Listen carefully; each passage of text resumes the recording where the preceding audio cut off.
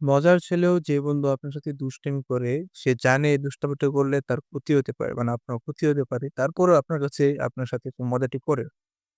তাহলে অবশ্যই সে বন্ধু আপনার ভালো চায় না। সে বন্ধু থেকে আপনি দূরে থাকুন এবং সে বন্ধু সংস্পর্শে কখনো যাবেন না। তার সাথে মেলামেশা করবেন না। যতই আপন বন্ধু মানে যতই প্রিয় বন্ধু বা বেস্ট ফ্রেন্ড হোক, তার থেকে দূরে থাকুন।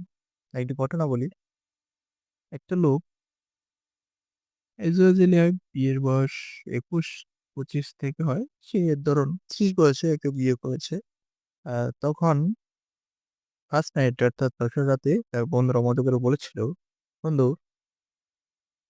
তোর আগের বউটাই তো ভালো ছিল এটার থেকে। এই তো হইছে কাম।" তখন সেই বন্ধু মানে যে নতুন বিয়ে করছে তার বউ এটা বিশ্বাস করে নিয়েছে। যদি বন্ধুরা এটা করে বলছে, মজা করে বলছে, এটা আসলে সঠিক নয়।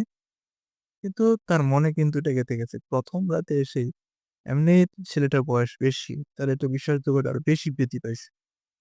তারপর তাদের মধ্যে অশান্তি চলে ১০-১৫ বছর চলে যায়। তারপর কিন্তু তাদের মধ্যে এই, এই সন্দেহভাজন বিষয়টা কিন্তু এখনো রয়ে গেছে।